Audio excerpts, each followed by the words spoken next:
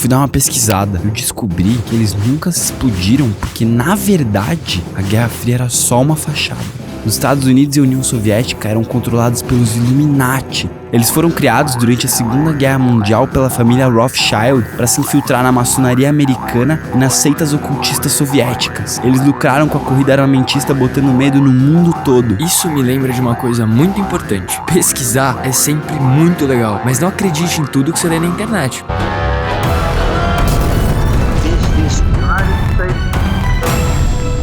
Tô vendo que você precisa entender melhor por que eles não se atacaram diretamente. Pode esquecer essa história de Illuminati? Pode não, deve. Como você já sabe, cada país formou o seu time, blocos de países com alinhamento político e econômico parecido. Sim, eles dividiram o mundo em dois. Na verdade, em 3 partes. Um francês chamado Alfred Sauvy criou uma classificação que fez muito sucesso na época. Ele dividiu a Terra em primeiro, segundo e terceiro mundo. Embora essa divisão seja imprecisa e tendenciosa, ela é útil pois nos lembra que nem todo mundo escolheu um lado. Apesar do acirramento das contradições internacionais típicos do contexto bipolar, restaram alguns espaços neutros que interessavam as duas superpotências. Isso ficou ainda mais evidente com o terceiro mundismo. Terceiro mundismo? Calma, eu já explico. Eu tô te mostrando isso porque a maior parte das guerras aconteceu justamente nesse terceiro mundo. Mas cara, não tô entendendo. O lugar mais importante não era aquele Heartland? Por que eles foram brigar justo aí? É exatamente esse o ponto. Nos Estados Unidos havia um grande debate sobre política externa desde o final da Segunda Guerra. Só que eu não manjo muito disso não.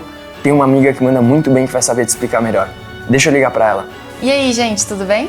Oi, Ju, tô tentando explicar realismo e idealismo. Você pode me dar uma forcinha? Tá, olha só. Os chamados realistas defendiam que os Estados Unidos subjugassem a União Soviética enquanto só eles tivessem a bomba atômica. Já os idealistas achavam super importante a doutrina da contenção como forma de política externa, já que os Estados Unidos eram uma superpotência que encarnava os valores do capitalismo liberal. Calma. Realistas? Idealistas? O realismo e o idealismo são duas escolas diferentes de ciência política. O primeiro adota uma perspectiva mais pragmática, baseada na razão de Estado e no cálculo frio das forças e dos interesses da ordem mundial. Ou seja, para eles a segurança se faz pela força, pela coerção ou pelo equilíbrio relativo de poder. Quem tem a bomba atômica tá ganhando. Já o segundo acredita nas instituições e nos seus valores e acha que o ideal era uma construção coletiva da segurança internacional com uma cooperação entre esses estados. Tá, e a tal doutrina? A doutrina da contenção é fácil. É só a ideia de que onde quer que os socialistas tentassem expandir e se consolidar, a comunidade internacional capitalista iria lá para conter.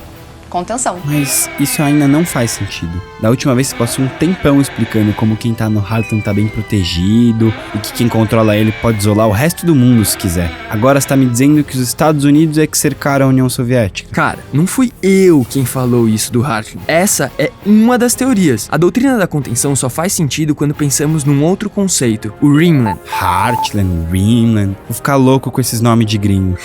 O Ringland foi um conceito inventado por um americano chamado Spikeman. Ele concordava com o Mackinder sobre o fato do controle do Heartland ser crucial para dominar a Eurásia e, portanto, para dominar o mundo. Além disso, as divisões feitas pelo britânico foram muito úteis para o americano. Enquanto o Mackinder enxergava o globo como um centro e 2 anéis periféricos, Spikeman percebeu que o continente americano e a tal ilha-mundo estavam de lados opostos de um anel oceânico. Mas a Terra é uma só, né? Um deles tem que estar errado. Não tem que não, é só uma questão de interpretação. Olha só, ambas essas leituras são corretas e ressaltam aspectos diferentes da geografia global. O que Spikeman percebeu ao estudar o mapa do Heartland resultou em 2 principais ideias. Primeiro, as Américas e a Eurásia são as 2 principais massas de terra e podem chegar uma a outra por qualquer lado do anel oceânico. Segundo, uma ilha-continente rodeia a outra. Tá, e daí? Ju, não tô conseguindo fazer ele entender de jeito nenhum. Deixa comigo, olha só. O que acontece é que ambos podem tanto cercar quanto ser cercados. Então tudo depende de quem está dominando o Ringland, que é a região que circunda ali o Heartland. Então, se para o Mackinder uma potência terrestre poderia dominar o mundo só de estar ali no Heartland, Spikeman previu que quem tivesse um bom poderio naval e dominasse ali o Ringland, que ficava ao redor, poderia desafiar muito bem ali o Heartland. Então o da hora mesmo é esse anelzinho aí e que se dane o Heartland? Não, olha só. a teoria do Dreamland não refuta a importância do Heartland. O que acontece é que o seu poder é relativo. O que o Spikeman disse é que o vencedor seria quem conseguisse isolar o outro. E a doutrina da contenção dependia dessa visão para funcionar. Em vez de enfrentar a União Soviética no próprio quintal, os Estados Unidos agora podiam sufocá-la por meio de um isolamento militar e econômico. Tá, agora vocês continuam, gente. Qualquer coisa é só me chamar. Por isso que eles davam tanta bola pro terceiro mundo. Cada país que aderisse a um bloco ou a outro podia muito bem ser a brechinha que faltava pra dominar tudo. Agora, vai me dizer que todos esses caras do terceiro mundo ficaram numa boa, só esperando os dois tomarem conta? Claro que não. Lembra do terceiro mundismo? Uma parte do terceiro mundo optou por não se alinhar na disputa. A partir da Conferência de Bandung, vários povos, principalmente da Ásia e da África, buscaram rechaçar as intervenções e ambições das superpotências. Em breve, essas ideias se espalhariam até a América Latina. Nossa, cara, eu tô achando muito da hora essas teorias, estratégias, de verdade. Mas eu queria ver sangue. Cadê os espiões, os soldados, as operações especiais? Isso tem de sobra. Por exemplo, na América Latina, em 1954, o presidente Arbenz, democraticamente eleito na Guatemala, foi derrubado por um golpe de Estado ao tentar estatizar uma multinacional americana extremamente lucrativa. A oposição que levou o golpe a cabo foi sustentada pela recém-criada CIA.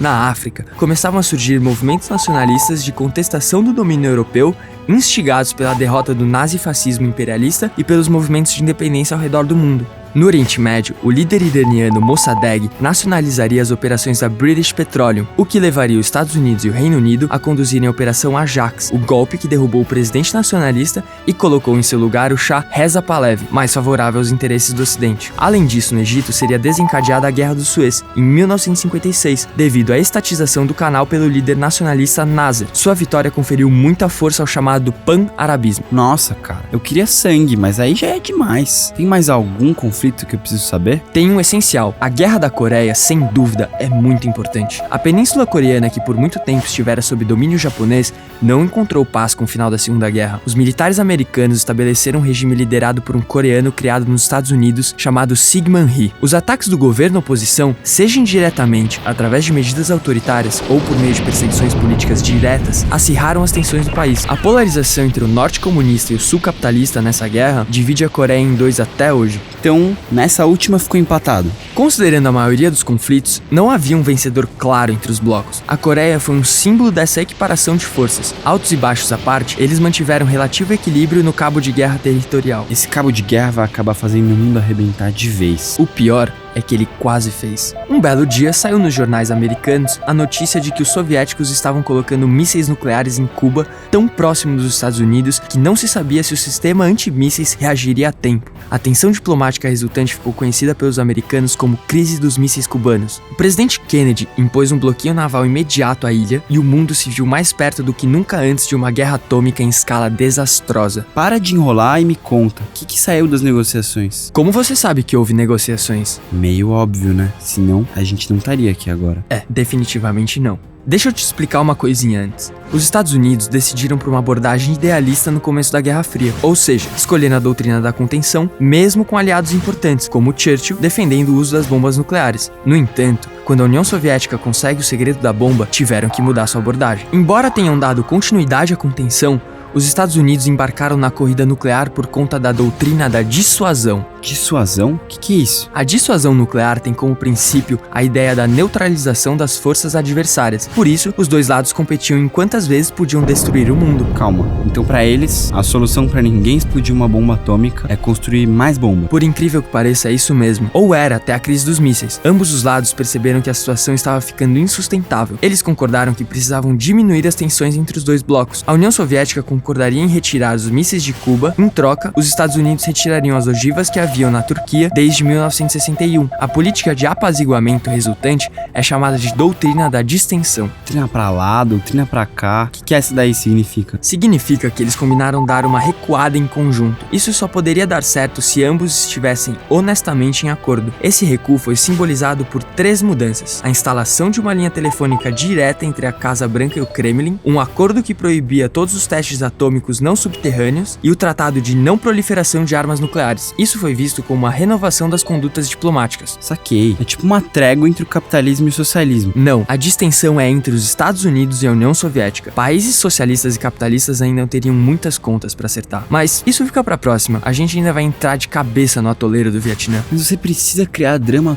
toda vez. Falou, até a próxima. Se você tá curtindo aprender tanto quanto eu, assine o nosso canal que vem muito mais vídeo por aí.